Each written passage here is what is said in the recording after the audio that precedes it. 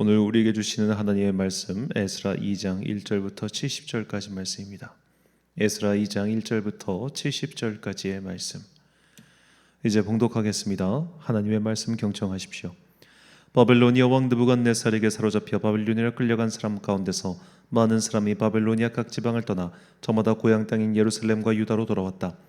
그들은 수룹바벨과 예수아와 느헤미야와 스라야와 르엘라야와 모르드게와 빌산과 미르바와 비거에와 르훔과 바하나가 돌아올 때에 함께 돌아왔다. 이스라엘 백성의 명단과 수는 다음과 같다.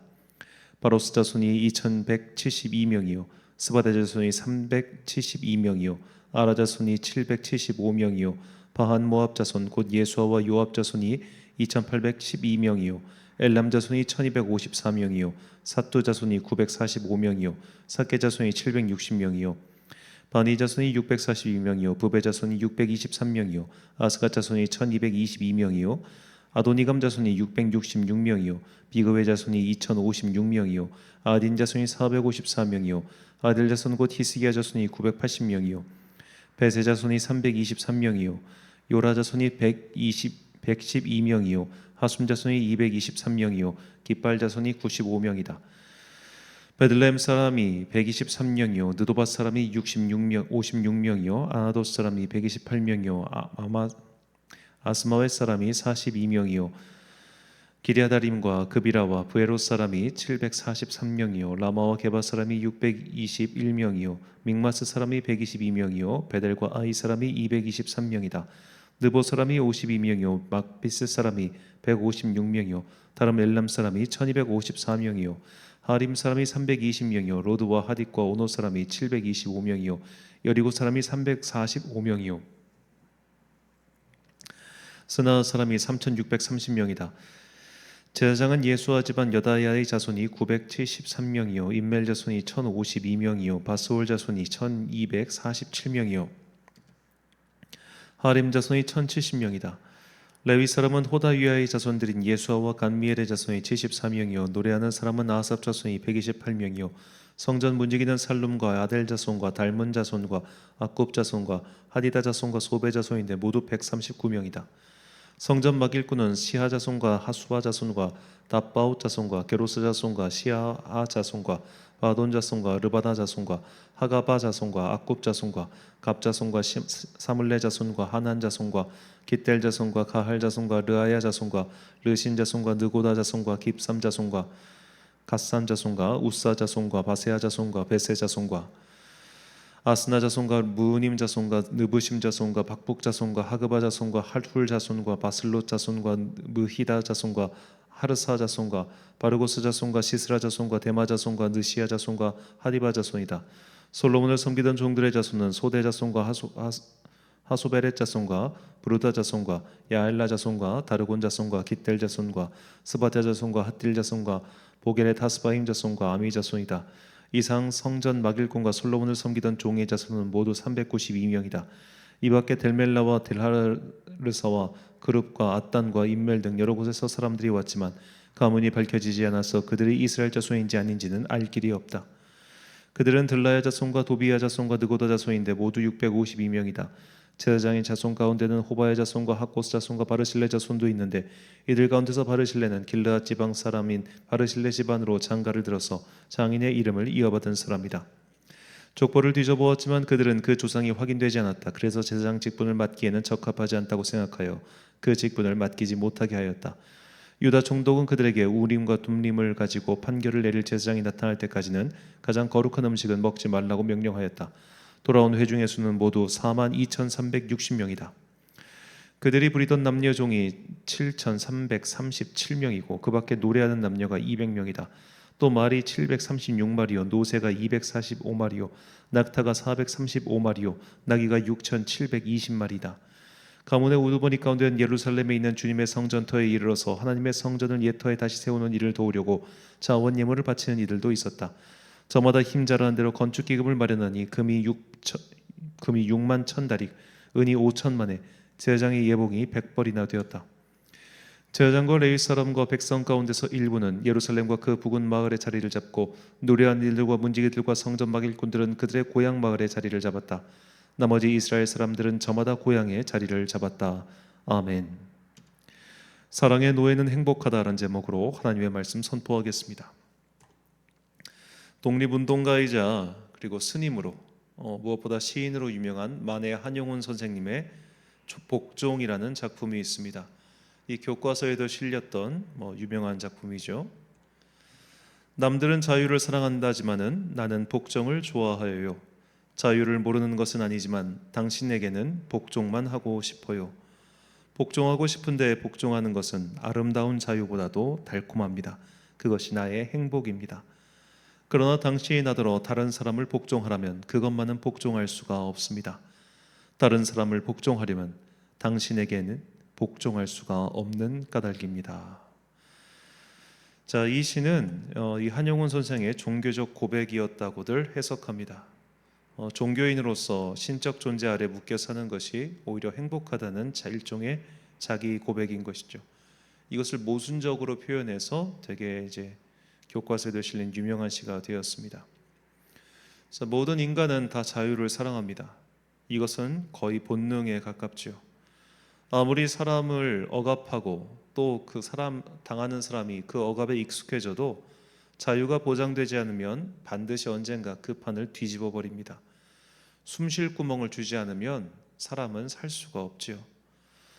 그런데 무언가를 진심으로 사랑하거나 혹은 강렬하게 추구할 때 우리는 그것에 스스로 귀속되는 것을 마다하지 않습니다.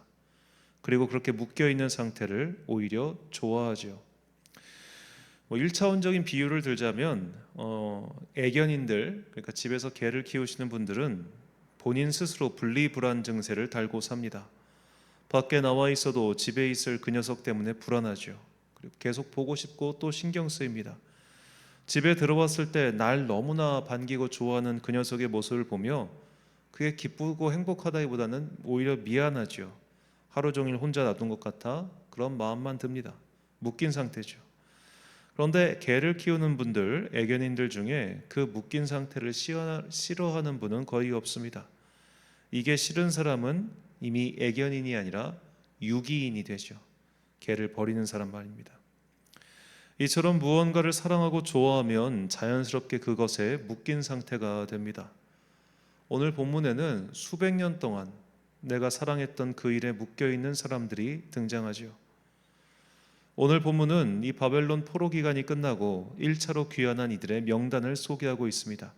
이때가 약 기원전 537년경의 일입니다. 이 명단 중에 특이한 사람들이 있습니다. 본문 43절 말씀을 개역개정과 새번역 성경으로 읽겠습니다. 느디님 사람들은 시하 자손과 하수바 자손과 답바옷 자손과 그 43장을 새번역으로 읽으면 성전 막일꾼은 시하 자손과 하수바 자손과 답바옷 자손과 자, 느디님 사람들, 그리고 새번역은 이를 성전 막일꾼이라고 번역했어요. 그리고 이들의 명단이 쭉 나옵니다. 자, 이 느디님 사람들이 언제부터 이 성전의 막일꾼, 즉 레위 사람은 아닌데 레위 사람의 일을 돕거나 혹은 성전에서 나오는 여러 가지 일들에 대해서 그냥 단순 노가다를 할 그런 사람들, 이들이 언제부터 이 일을 했는가? 바로 다윗 시대부터 했다고 그렇게 에스라는 전하고 있습니다. 에스라 8장 20절 말씀. 다윗과 방백들이 레위 사람들을 섬기라고 준 느디님 사람 중 성전 일꾼은 220명이었는데 그들은 모두 지명받은 자들이었더라. 자, 다윗과 방백들이 줬다. 다윗은 아무리 그 시기를 일찍 잡아도 기원전 10세기입니다. 기원전 10세기.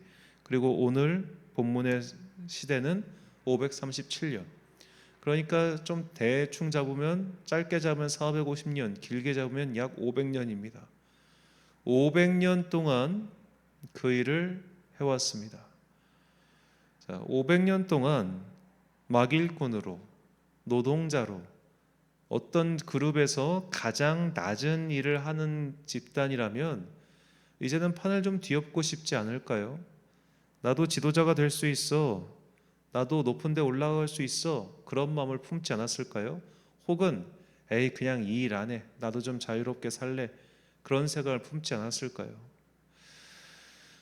제가 기억하기로는 서울대 사회학자 송호근 교수의 책에서 제가 봤던 내용으로 알고 있는데 이분은 말하기를 이 한국 전쟁의 유일한 장점, 6.25 전쟁의 유일한 장점이 뭐냐? 그것은 바로 한국 사회에서 신분제가 완전히 사라졌다는 것이라고 그런 말을 한 적이 있습니다. 그러니까 제도는 이미 광무개혁이었던가요? 대한제국이 나오면서 이런 산업공상의 어떤 신분제 이런 것들은 철폐가 되었지만 그것은 어디까지나 법령상 그렇게 된 것이고 사람들의 인식 속에는 아직도 양반과 상놈의 구분이 있었지요. 우리가 뭐 드라마를 통해서 가끔 볼 수 있습니다만 일제시대에도 이런 인식들이 분명히 남아 있었습니다. 그런데 한국전쟁이 발발하고 사람들이 남쪽으로 다 피난하고 전쟁통에 마을과 도시가 쑥대밭이 됐다. 이게 무엇을 뜻하면 공동체가 다 붕괴했다는 겁니다. 전부 다 쓸고 내려오니까 그야말로 옛날의 악습까지도 다 사라진 거예요. 모든 게 다 리셋돼 버린 사회가 한국 전쟁 이후 한반도 땅이었다는 겁니다. 이것이 유일한 장점이라는 거죠. 그래서 만약에 옛날 우리가 만약 한국 전쟁을 겪지 않았다면 아직도 쟤네 할아버지 때, 쟤네 증조 할아버지 때 우리 집 몸종이었어. 뭐 이런 식의 표현들을 할 텐데 마치 서구 유럽처럼 우리는 그런 것 자체가 사라졌다는 거예요. 막 다 그냥 저 불타고 없어져 버렸으니까. 자, 50년간의 포로를 겪었습니다. 이스라엘 민족이, 유다 민족이 50년간의 포로를 겪었습니다. 이것은 마치 한국 전쟁 때 우리나라가 리셋된 것과 똑같은 일을 겪었다고 봐도 무방할 겁니다. 과거의 것은 사라졌고 신분도 사라졌습니다. 그렇다면 이 성전 막일꾼을 하는 사람들도 그냥 새로운 일을 찾거나 혹은 야 우리가 450년 동안 막일꾼 했으니까 이제 좀 다른 것 좀 줘라고 요구할 법도 한데 그들은 그대로 그 일을 했습니다. 자, 이것이 얼마나 참 대단한 일인가는 우리가 민수기에 나오는 고라와 비교하면 더욱더 분명히 알 수 있습니다. 민수기 16장을 보면 고라가 모세와 아론의 지도권에 반발해서 사람들을 이끌고 일종의 반란을 일으키는 장면이 나오죠. 그때 고라와 그를 따르는 사람들은 이렇게 주장합니다. 너희 모세와 아론 너희가 분수에 지나치도다. 왜 너희만 다 그렇게 지도권을 몽땅 너희 손에 쥐고 있느냐. 결국 고라의 본심은 그거였죠. 왜 너는 제사장이고 나는 레위인이냐 이겁니다. 왜 아론과 그의 후손들이 제사장직을 독점하고 나는 그냥 레위인으로 이렇게 성전의 한 파트만 맡아서 일해야 되느냐. 나도 제사장 할래 이거였어요. 그것에 대해서 모세가 이렇게 말합니다. 민수기 16장 7절 내일 여호와 앞에서 그 향로에 불을 담고 그 위에 향을 두라. 그때 여호와께서 택하신 자는 거룩하게 되리라. 레위 자손들아 너희가 너무 분수에 지나치느니라. 레위 자손에게도 그런 욕심이 있었다는 거죠. 나도 제사장 할래라고 하는 그런 욕심 말입니다. 그런데 이 느니님 사람들에게는 그런 것이 없어 보입니다. 450년 동안 성전에서 막일꾼 했으면 이제 그만할 법도 한데 이미 다 리셋이 됐는데도 돌아와서 그 일을 하겠다고 합니다. 왜 그랬을까요? 아마도 그분들은 그 일이 좋아서였을 거라 우리는 추측할 수 있겠죠. 예전에 제가 어느 교회에서 이런 간증을 들은 적이 있습니다. 그 교회 성도님이 하시는 간증이었습니다. 이 성도님은 미스 코리아 대회 본선까지 진출했을 정도로 굉장히 미모가 출중한 분이었습니다. 그런데 그분이 현재 하고 있는 일은 뭐냐면은 그 교회에서 청소 용역 직원이셨어요. 교회에서 청소하고 계셨습니다. 미스 코리아 본선까지 진출하신 분이. 그러면서 담담히 간증을 하시는데 얼굴이 예쁘면 좀 피곤한 것도 있나 봐요. 이리저리 좀 찝쩍대는 그런 남자들이 있다 보니까. 그래서 그분이 이런저런 찝쩍대는 남자들 때문에 참 피곤하게 살았던 것 같습니다.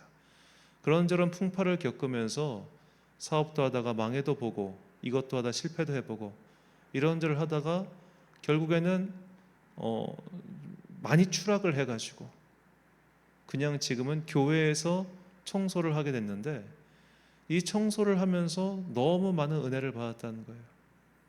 흘러들어오는 예배 소리에, 흘러들어오는 찬양 소리에, 혹은 일을 마치고 내가 이제 예배 시간 참여해가지고 일 빨리 마치고 예배 시간 참여해서 예배를 드릴 때 그렇게 교회 안에서 계속 머물면서 일을 하는 이 시간이 너무너무 행복하다라는 겁니다. 물론 돈 버는 것은 바깥에서 일할 때와는 비교할 수도 없지만 그 시간이 너무 행복하다는 그분의 간증을 들으면서 저는 이 다윗의 고백이 다시 한번 생각났고 또 이 고백이 우리의 고백이 되기를 소망합니다. 시편 84편 10절과 11절 말씀. 주의 궁전에서의 한 날이 다른 곳에서의 첫날보다 나은즉 악인의 장막에 사는 것보다 내 하나님의 성전 문지기로 있는 것이 좋사오니 여호와 하나님은 해요 방패이시라. 여호와께서 은혜와 영화를 주시며 정직하게 행하는 자에게 좋은 것을 아끼지 아니하실 것임이니이다. 아멘. 사랑하는 천안광성교회 성도 여러분, 그리고 이 새벽을 함께 깨우고 계신 귀한 주님의 자녀 여러분, 우리는 교회에서 얼마만큼 행복하게 지내고 있습니까? 교회에서 머무시는 것이, 교회에서 봉사하시는 것이, 교회에서 섬기시는 시간이 그저 그 자체로 행복하고 여기에 스스로 묶여 있고 싶은 그런 감정을 느끼십니까? 아니면 내가 저 박수 받아야 되는데, 내가 저기서 칭찬받아야 되는데, 내가 저기서 높임 받아야 되는데 그런 생각을 하고 계십니까?